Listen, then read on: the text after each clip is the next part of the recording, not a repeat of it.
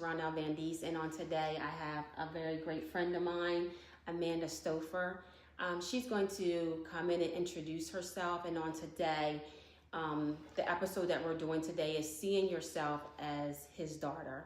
So right now I'm going to welcome her and I'm going to allow her to come in and introduce herself and tell a little bit about herself as well.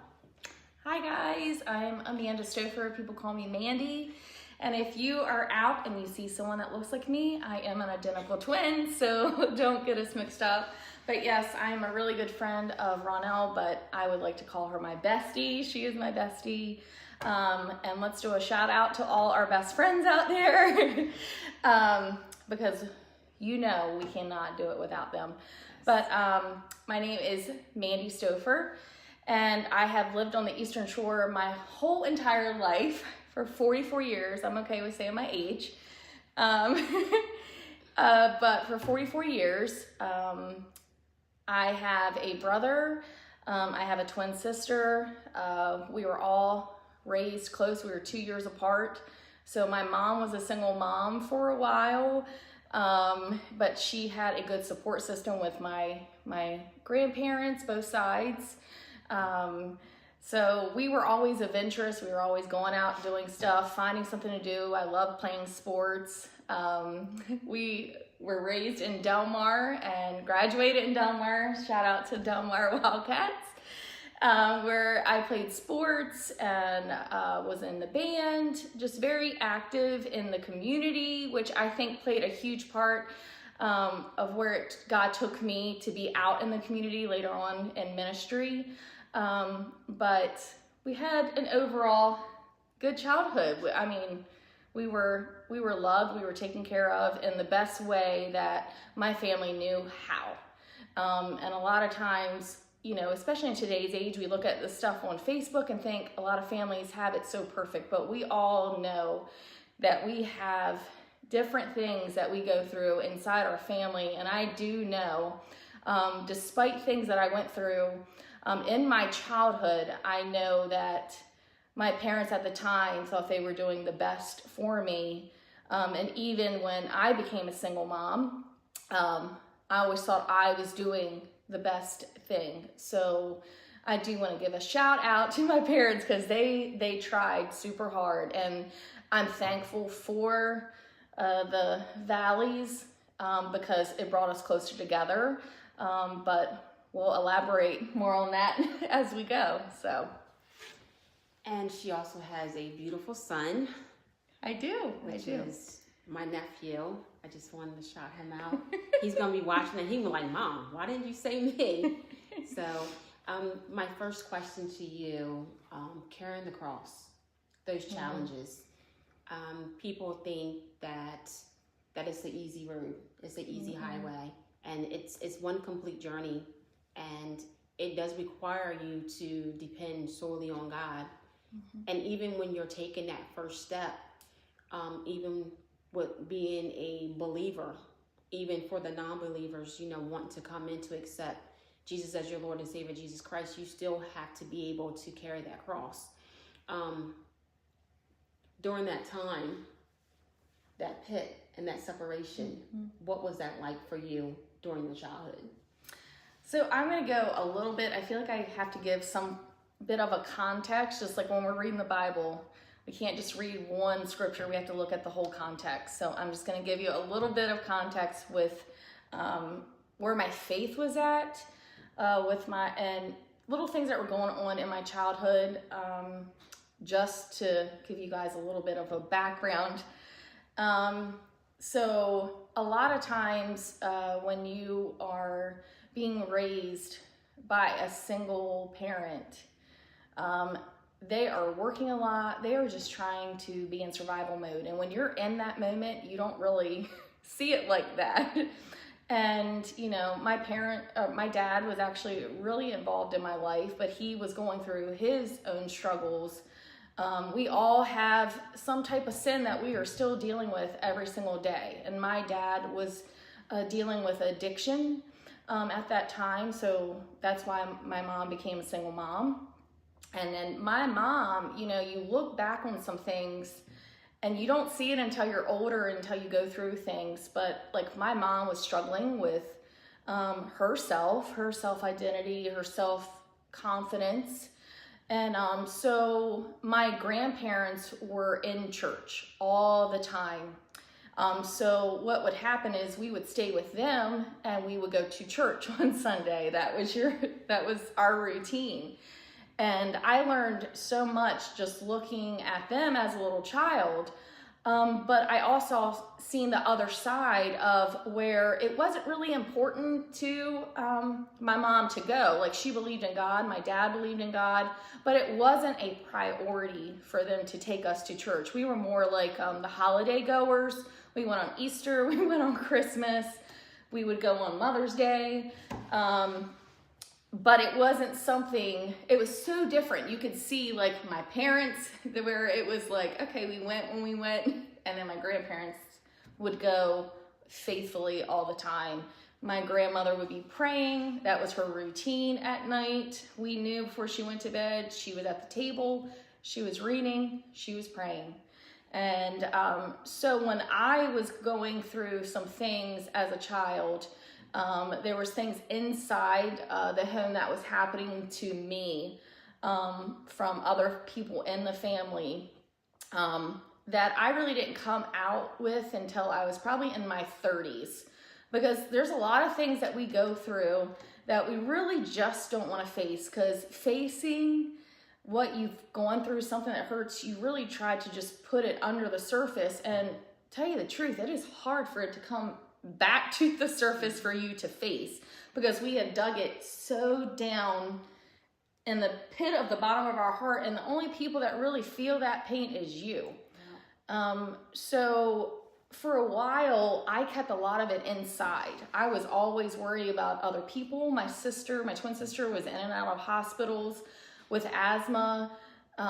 My brother was the only boy and the first grandchild, so me and my sister make fun of him because he is spoiled. He is the favorite child to my mom. We always pick on him, but he is. She loves us too, though, but it's a little inside joke with our family. But I always just put myself in the background. I always did not see myself really equal to anybody, or like I wasn't really that important growing up. So when I was growing into my teenage years, Mom was very protective of us girls. And that's another part of my mom's testimony. She has an amazing testimony. We all have an amazing testimony. Mm-hmm. She was very protective of us girls because she got pregnant at a young age. And she had, like I said, she had amazing support from her family. They raised my brother, and just with love and care. That's why I said he's the spoiled one in the favor. But my mom went through that. So she was super protective of my sister, which, you know, when we get in our teenage years, especially us girls, we find someone that we think is the world. We don't know any better. And then you just start to rebel, you know, and I got into was rebelling because I was dating someone older than me. And I really did not follow rules. That turned into me getting kicked out of my house my senior year. So when I look back on it now, I'm like, wow, because Mom did not really teach us stuff because she was protecting us. Mm-hmm. And so when I go straight into a relationship, kicked out on my own, I'm like, you had to adult real quick, you know, and that was a decision I made. Yes, my mom kicked me out, but hey, at the end of the day, it was my decision. And I didn't look at it like that, which caused me and my mom's relationship to strain heavily. We did not talk for many years. There was a lot of hidden hurt there. My dad was still going through his addiction. They were still separated. My sister was on the other side of the US. So I really felt isolated and alone. And think about all that stuff that I've held in that has not come to surface yet. So here I am trying to adult, trying to figure things out. So I was not in my faith like I am now. I believed in God. So I did not go to church on a regular basis. So my faith was really not there. I was probably one of those people that prayed when something went wrong. And I did not give God the time at all. I had it all figured out. I was trying to figure it out at a young age. And so my faith was not there. I mean, even in my 20s or like early 20s all the way down, even going to church, and even though you can feel the Holy Spirit, because I can tell you now, looking back, there were so many times the Holy Spirit nudged me and I ignored it. I ignored it a lot. So that's a little bit of my like childhood history, and then we'll go further in what my next season looks like. But carrying your cross, you don't know what you're carrying until you actually face things. And that's the thing that I had to learn was I can't carry my cross. I can't put things down at the cross until I started working on the inside of me, until I started having that relationship with God. It wasn't coming out. I was self-destructing. I did not love myself. I thought I had confidence out in front of people. I did. But inside I was broken and just a hot mess. Hot mess. And you and I have actually learned each other. We shared a lot of moments together. Yeah. Some good, some bad, some ugly. Woo! We have been through it. I've seen you go through a lot. And it's most of the time it has been people that you loved, your family. Because family means a whole lot to her. And it loves her family. And what I love about your testimony is that even though all those things happened, you still kept the love for your parents. And we have discussed previously when we're born, we don't get to choose our parents. We don't get to choose what family we're brought into. Yeah. And everything that our parents went through, which is considered generational curses, they bring those things with them. And it's up to us to bring those and break them and bring those as far as generational blessings. And I have to give you the utmost respect, because you have went through a lot of things, and some of it you haven't even surfaced, haven't even touched bases on it. And when I think about John, he's a great kid. He really is. And I'm going to allow you to elaborate on him whenever you want to. But my next question is to you. Your trials and your testing and your tribulations, we all know that during those times, you don't learn anything when you're at the mountaintop. You just don't. You know, you learn when you're in the deep, when you're going through those valleys. So can you express your healing process? Sure. Oh man, when I think, this is why I'm sighing, because the healing process is tough, but it is so needed. And let me tell you, even as a Christian, when you're walking in your faith and you're growing, man, the healing process still happens, because we still fall short of the glory every single day. We are still dealing with conflicts within ourselves, suffering. So it's a healing process all the time. When you're wanting to be made in the image of God, when you lay down that cross and you have to give up things that we don't want to give up, and things that we have to face, forgiveness that has to happen, our trust into someone, like how do you trust somebody you don't see? It needs to happen, because there's people here that you physically see that you think you can trust and you can't trust. And so when you have God who loves you unconditionally, never leaves your side, you're gonna have that healing process, and he is the start of it all. He truly is, because if you try to do this healing process on your own, which I did for a very long time, I tried to heal myself, and I healed myself in a lot of wrong ways. So just to go in that process of what my beginning looked like in my healing process, Roniell brought up my son. So the guy that I was with was John's dad, and man, that was so tough.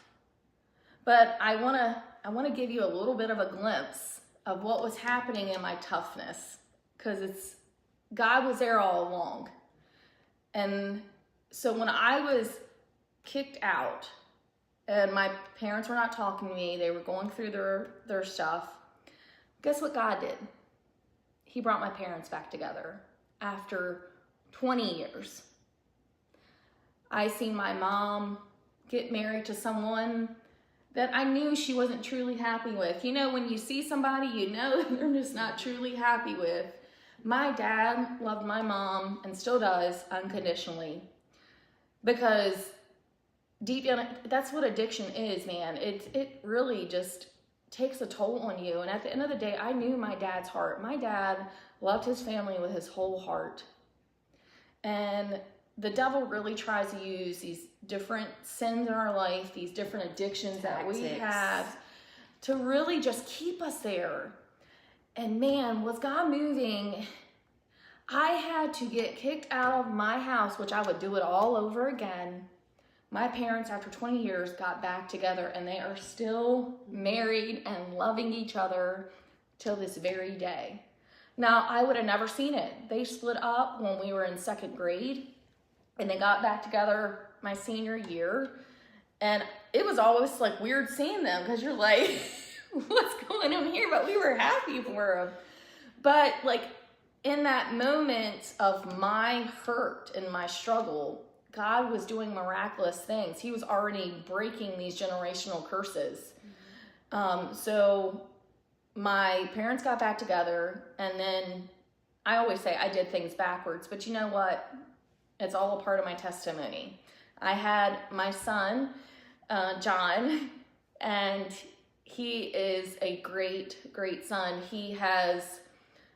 We have just been through it together. I mean, I've been more of a single mom with my son than I have been with someone or been married. It has been me and him through thick and thin. And I can tell you, I did the best I could with John. And I look back on it now and I'm like, man, I could have done better, but we all could do better. I mean, we really could. But you can't stay in the what ifs. And, me and John have had very deep conversations of just being honest. There's a lot of times where people just don't want to be honest with each other, especially our loved ones. We don't want to step on toes. We don't want to have the conflict. Well, there is healthy conflict. There is healthy conflict, because guess what? The honesty has to happen in order for growth to happen. We can't just keep lying. That's a sin. And I mean, we all have done it. But if we keep staying in that, what is going to come to light? What is going to come? So John and I have had amazing conversations, and I've just been so honest with him. And it's almost been like, you feel ashamed. A lot of times you're just like, man, I really screwed up, and to really say that to someone, it's hard. It's hard to be vulnerable, especially to someone that you want them to look up to you. And he has seen me work so many jobs, just trying to make ends meet. There's been times where I've been in relationships because I wanted to feel loved. He has seen that. And, you know, I have tried to protect him from that man, but we are human. I was human. I was human and I messed up. And I have been the first to tell him that I have messed up. So, like, give yourself some grace as parents. Give yourself grace and honestly, just be honest. I mean, we're human too at the end of the day. We don't have to have these superpowers. Our kids honestly just want us to be honest with them. And truthfully, they want us to be happy. Because not only did my parents get back together, I had my son. I went through a nasty split up with his dad. And we were in a blended family, and blended families, that's a whole other podcast I can go into with blended families. Blended families are so hard because you have so many family dynamics, and here it is again. This family dynamic, you have so many backgrounds of how people were raised and what we think would be normal for people, what we would think would be just, you know, a basic circumstance. People should know this. It's common sense. Stop. People have been raised differently in different situations. This is normal for their family, which we don't think is normal, but everyone has been raised in a family that has conflict. There's no perfect family. No. And so I had to go through that growth. I had to really just be honest with John, and that's when our relationship started growing. And we always said we were going to be transparent with each other, and he knows I am transparent with him, and he is transparent with me. It is funny to see us. And we are honestly a lot of like, which can cause friction too. But there has been a lot of growth through the struggle. And that was a healing process. I went through a healing process as I was a single mom. That's why I said the healing process is tough, because you're probably in one of your deepest moments. And the healing process is not fun, but it's necessary. And a lot of times it just starts with being honest and really just getting into the word and praying. So that's some of my healing process, which I still have a time to go. It's okay. It's okay. You know, God is... we're still in that potters. He's still twisting and turning and molding, bringing our character out in us to be more Christ-like. Yes. Yeah. When I listen to your testimony, and like I said, there's so many things because we've known each other for so long. The first person who comes to me is the lady with the issue of blood. God called her daughter. And I feel like sometimes you struggled with that when you got into relationships and just with people in general. Yeah. She felt isolated and she felt like an outcast. And I feel like at times you felt that way. You felt like no one loved you, no one understood you. And I really felt like that was the best thing when I got to, you finally got to touch that garment. And that's when the true healing came for you. So I just wanted to elaborate on that. And I'm going to read something here that I have wrote. Can you imagine how she felt when Jesus asked, "Who touched me?" Let's discuss the emotional, the wounds, the scars, everything that she felt up until then. Even being, out in public, she felt shameful. She felt convicted. A lot of anxiety, a lot of depression. People can really make you feel like you are the worst thing ever.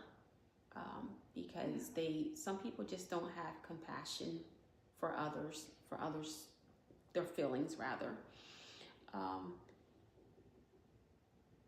You felt imperfect at times. Oh, a lot. Phew. And I just want you to elaborate on how you related to that and what brought you through. So I love the Holy Spirit, man, because this is actually one of my favorite stories of the Bible. And like Roniell said, I can truly, really relate to it. Because yes, she had an issue, a physical issue with blood, but let's just be real. You don't have to have something physically wrong, like a sickness or something. That physical stuff can be those hurts in your past. It can be stress. It can be the anxiety, like you said, the not loving yourself, the situations in your life. That all plays a toll. And let me tell you, when you are stressed and have all that stuff, you all know it really takes a toll on your body, mentally, physically, emotionally. You're exhausted, you're drained. And so this is such a special story to me because I have been disowned from family members. I have been in a same room and not acknowledged at all. And want to talk about feeling like an outcast, man. I for the longest time, it would hurt me to talk about it. I would cry, I would get mad, because I didn't have that forgiveness in my heart. And but I was still going through that process, and I had to face what really happened. And a lot of times it's hard for not only yourself, but for other family members or friends or whoever has wronged you.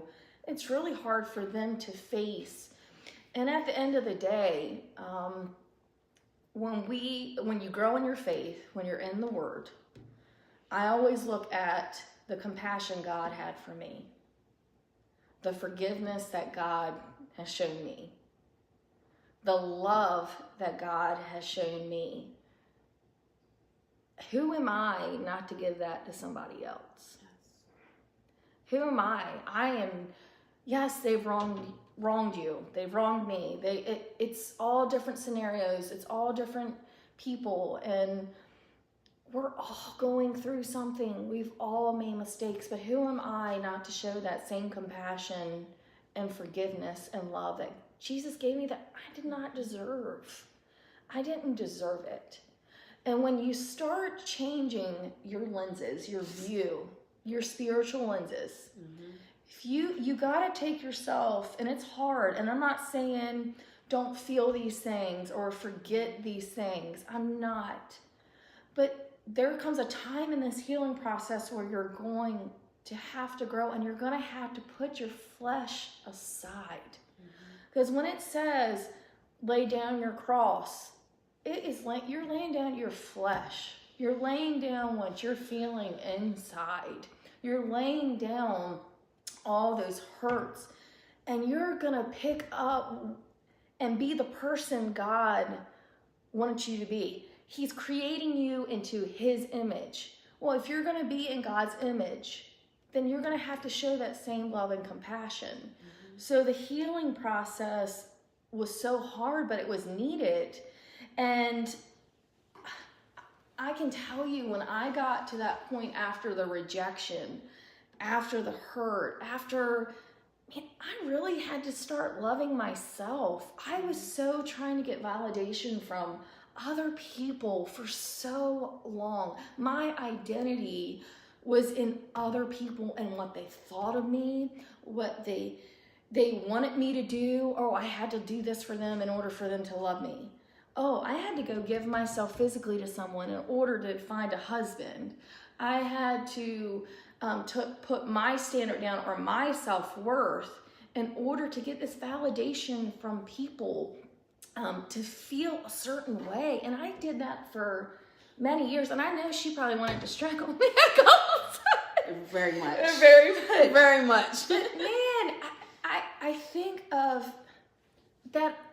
It's that earning inside. Oh, I want to be the greatest mom, and I want to want to be the greatest wife, and I want this in my life. I want to do this. And you have these goals, and you put so much pressure on yourself to be pleasing to other people. And I literally started like getting away from like other people. I had to like isolate myself in sort of a way. Like I had to put up walls. I had to put up boundaries. And people were like, what's going on with you? They felt like I was being like almost like stuck up. They were like mad a little bit about it. I'm like, look, I got to go through this healing process. I need it to be me and God. And I mean, I remember sitting in my house, and literally it was either worship music or it was silent, and it was me and God. And man, was I on my knees crying. I mean, he was really putting me through it. And it wasn't to hurt me, or he wanted me to heal. He wanted me to get to a place where I can start seeing things different, not in my flesh, but in my spiritual lens. And that's really when the true healing process happened, because when you let God truly have a hold of you and you cling on to him, you grab that garment and you don't let go, you're going to go through that process, but it's needed. It's needed. And what people also need to realize is, yes, she grabbed his garment, but what healed her was her faith. Mm-hmm.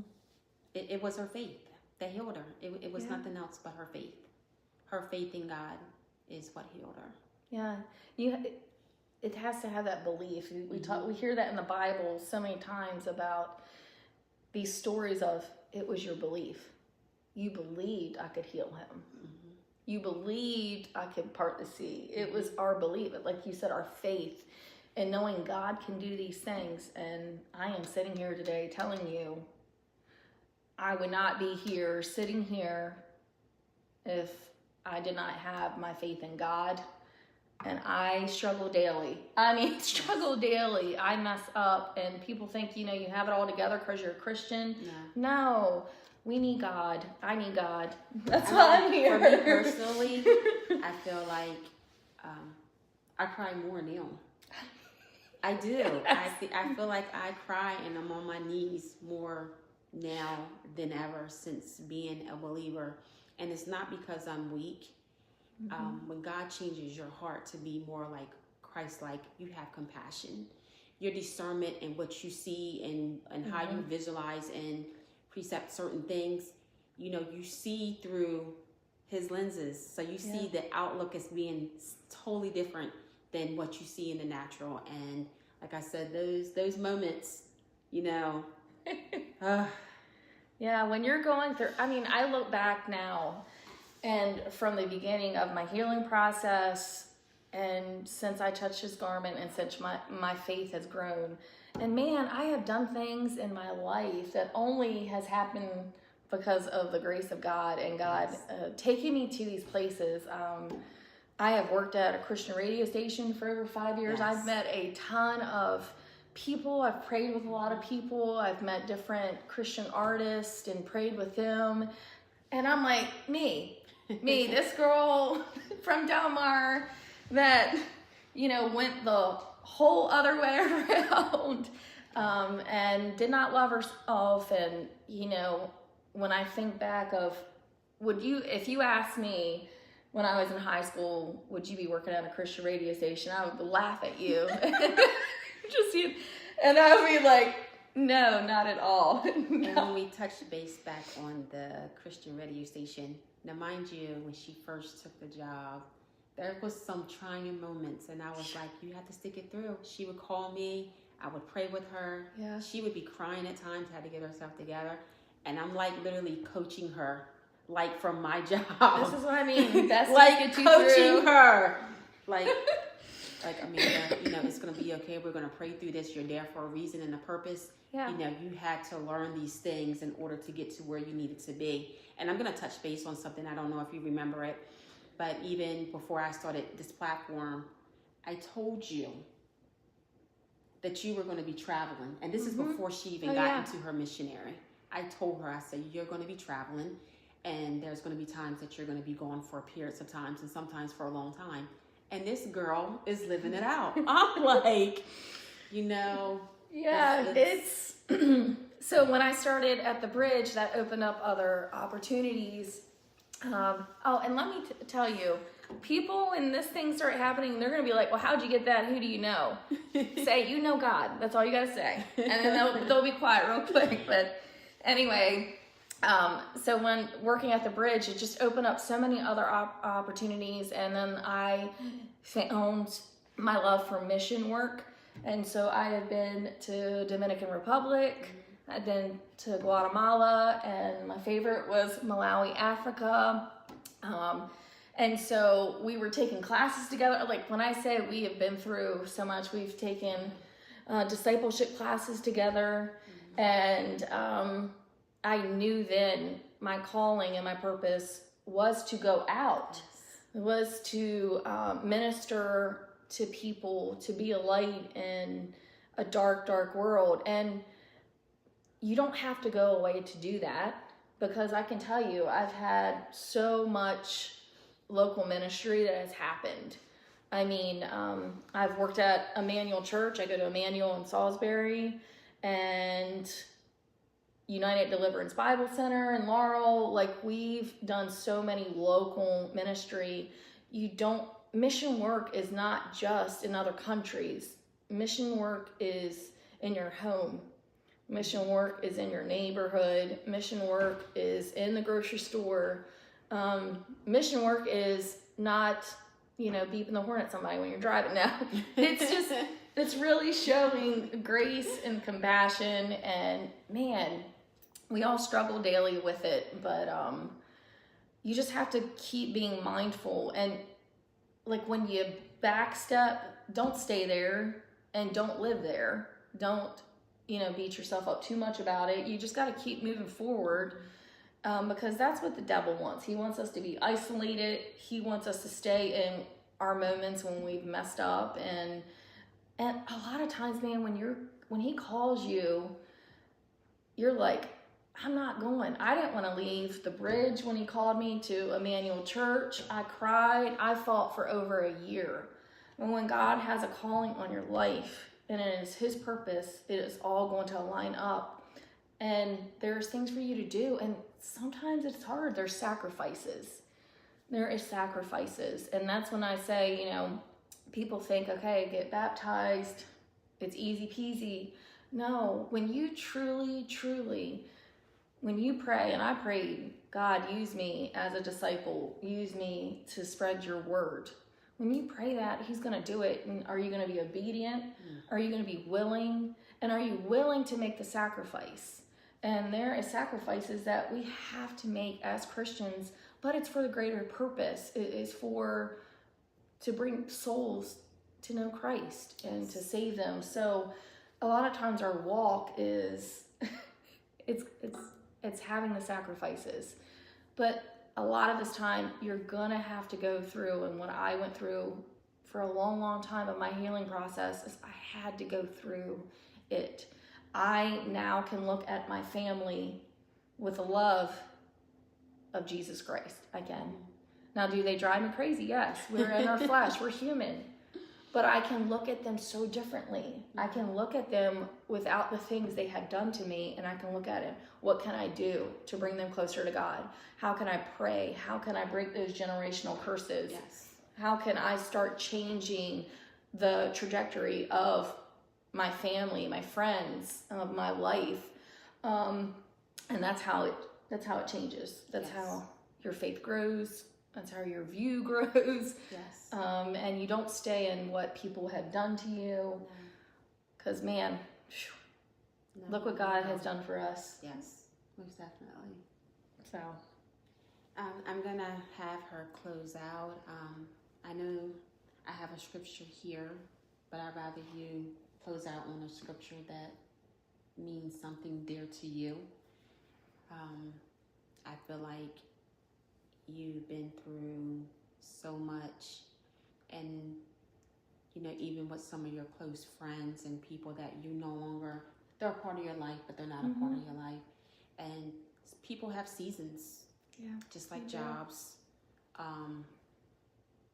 In places that God puts us, we all have seasons where, you know, you pray certain prayers, and once God starts aligning that path, you'll see certain people. Yeah. And you try your hardest to stay friends. Yeah. And still hang out with those people, but then you force yourself, and it's just not the same. But I'm very proud of you. You're on your way to a very bright journey. This is going to be very, you know, new for you, leaving the area. You've always been here. And our prayers and love, you know, all those good things I know you're going to take with you. And, you know, I wish you all the best. And this is, I want to reflect on that. It is so important of who you have in your circle. Yeah. And this is what we're talking about. When you're walking through your walk, it is important to be around like-minded individuals that are going to be here to encourage you and pray for you. Pour into you. Yes, pour in and not really just keep pouring out of you. And my best friend has prayed. We have been on the phone 2-3 in the morning. Oh my gosh. I mean, we've come over, just prayed with each other. Yeah. Worship, we've been to Christian concerts and just worship and worship and worship. She's always had my back, and it's super important for you to have those people in your circle, because we're not meant to do it on our own. This is why there's other people. We all have our strengths, and we are to bring it together to help one another out. It's not to be closed in. That's when you have to go out in faith and really step into your strengths to help other people out. And everyone has a purpose and a strength. Everyone has a testimony. Don't compare yourself to other people's testimony. We just had baptism Sunday at our church. We had 22 people get saved. And every testimony, the devil wants to come in and bring these negative thoughts and think that your testimony is not worthy. You have no strengths. You have no purpose. Maybe you even feel like God's not there. Maybe you don't see that he is near you. God is always near the brokenhearted. Always. God is never going to leave you nor forsake you. And you all have a calling. You all have a purpose in it. But it's going to take you to make the step to grab that garment and to start having that faith in order to find it. He's not going to freely just give you, this is what you're supposed to do. He wants you to spend time with him, to know him, so then you can realize what he has in store for you. And I always, one of my favorite scriptures, and it's always going to be one of my favorite scriptures, is Proverbs 31. She is clothed in strength and dignity, and she laughs without fear of the future. Yes. I no longer fear the future. Nope, not at all. I used to all the time. I always had to have it figured out before I made a step, or I always made a step thinking, okay, it was the right one. I didn't pray about it. But now I know who holds my future, and where he calls me, I'm going. Yes. It's different when there's many Christians. I don't know if you watch the movie Forge. It's amazing. Watch it. I watched it 3 times. There's Christians in this world, but when you are called to be a disciple of God, this is where these sacrifices happen. Yes. And this is where he calls you to different places, and you go. And so he's calling me away to a whole other state. Yes. But I have faith. I don't have fear. And I know one thing, my Betsy's going to be praying for me. She has me. And just get people in your circle. Because no matter where you go, I know I have a circle here that's going to be praying for this next step and these next seasons, just like, and I know what God has done in her life too. And you also have to be self-aware. There's times when you're just there to listen. Yeah. There's times I had to literally just listen to her, and I just listened. You know, I never judged, but I would just listen And I knew when there was time for me to sow into her. And I knew there was a time, even though I was listening, when I got the phone with her, I would start interceding. So I knew, because sometimes you have to be mindful with what you say. And sometimes people are not ready to receive it. So at the end of the day, you know, growth is a big part. And I wish you the best. I'm going to miss you. And I'm blessed that she came on to Avenues to give her testimony. And I'm pretty sure it's going to be a part 2, maybe part 3. Because there's a lot here. So yeah, because she's on her big journey. But yeah, we thank you for watching and be back soon.